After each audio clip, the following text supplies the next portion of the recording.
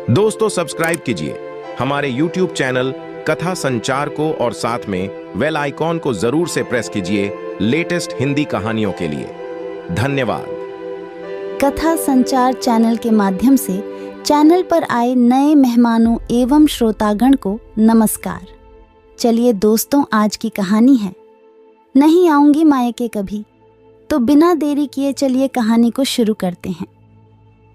शांति देवी के 2 बेटे हैं, रवि और सूरज, और एक बेटी किरण। शांति देवी के पति ने मरने से पहले अपनी संपत्ति शांति जी के नाम कर दी थी। दोनों बेटों की शादी हो गई और बेटी भी अपने ससुराल खुश है। दोनों बेटों की शादी के बाद आए दिन दोनों बहुओं सुमन और सपना में लड़ाई होती रहती, कभी घर के काम को लेकर, कभी बिना बात ही। दोनों बहुओं के बीच शांति जी फंस जाती, क्योंकि दोनों में कोई भी झुकने को तैयार नहीं होती, ना शांति जी की बात मानती। ऐसा देखते हुए शांति जी ने अपने तीनों बच्चों में घर का बंटवारा कर दिया। ऊपर वाला हिस्सा बड़े बेटे को, नीचे वाला छोटे को। शांति जी की बेटी किरण ने अपना हिस्सा लेने से मना कर दिया। किरण नहीं चाहती थी कि भाई भाभी से रिश्ता खराब हो। अब बात आई शांति जी किस बेटे के पास रहेगी। ये तय हुआ 1 महीना बड़े बेटे के पास, 1 महीना छोटे बेटे के पास। ऐसे हर महीने अदल बदल होती रहेगी। शांति जी आज खुद को बहुत असहाय महसूस कर रही थी। कभी सोचा नहीं था उम्र के इस पड़ाव पर ऐसे जिंदगी बितानी पड़ेगी। सबसे पहले महीने बड़ी बहू के पास रहने आई। शुरू में तो सब सही चल रहा था, लेकिन 15 दिन बीतने के बाद बस महीना ख़त्म होने का इंतज़ार करती। बातों बातों में बड़ी बहू जली कटी भी सुना देती। अगले महीने छोटी बहू के घर रहने आई। घर में घुसते ही समझ आ गया कि शांति जी के आने से कोई खुश नहीं है। बस जैसे तैसे महीना ख़त्म होने की प्रार्थना करते हैं। शांति जी सोचती, मैंने ही इन दोनों बेटों को घर मकान दिए, गहने दिए, अपना जीवन दिया, लेकिन आज इनके पास मेरे लिए मेरे घर में जगह नहीं है। शायद संस्कार नहीं दे पाई। किरण कई दिनों से परेशान थी। 1 हफ्ता हो गया माँ से बात नहीं हो पाई। भाभी को फ़ोन करती तो बहाने बना देती, लेकिन माँ से बात नहीं कराती। किरण ने मायके जाकर ही माँ से मिलने की सोची। किरण मायके गई, देखा माँ सो रही है। पास जाके माँ को छुआ तो पता चला कि माँ को बुखार है। क्या हुआ माँ, इतनी कमज़ोर लग रही हो और कितनी तेज़ बुखार है तुम्हें?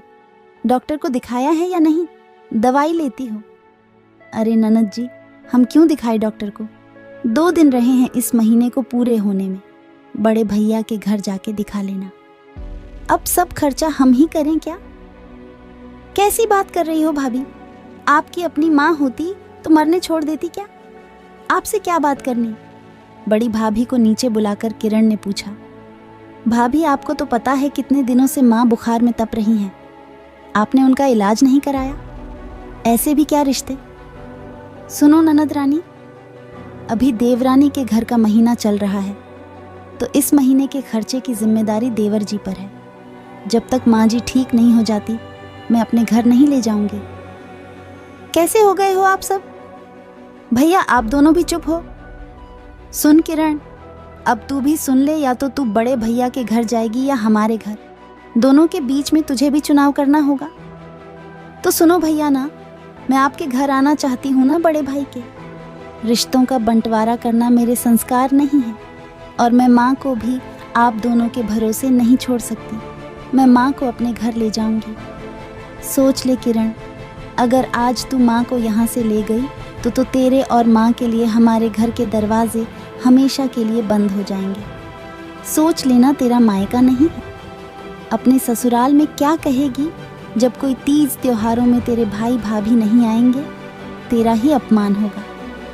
मेरा मायका मेरी माँ से है। जहाँ मेरी माँ के लिए जगह नहीं, उनका सम्मान नहीं, ऐसे भाइयों के घर तो मैं पैर भी ना रखूं।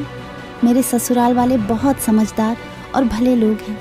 वो मुझे ज़रूर समझेंगे, और आप जैसे भाई भाभी का साया तीज त्योहारों पर ना ही पड़े तो बेहतर है। वक्त बताएगा सम्मान अपमान की बातें। आपके बच्चे भी कभी बड़े होंगे।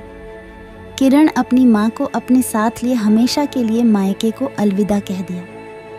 क्या किरण ने सही किया? क्या माँ पिता से बढ़कर मायका होता है? आपकी क्या राय है? हमें कमेंट में अवश्य बताएं। वीडियो देखने के लिए धन्यवाद।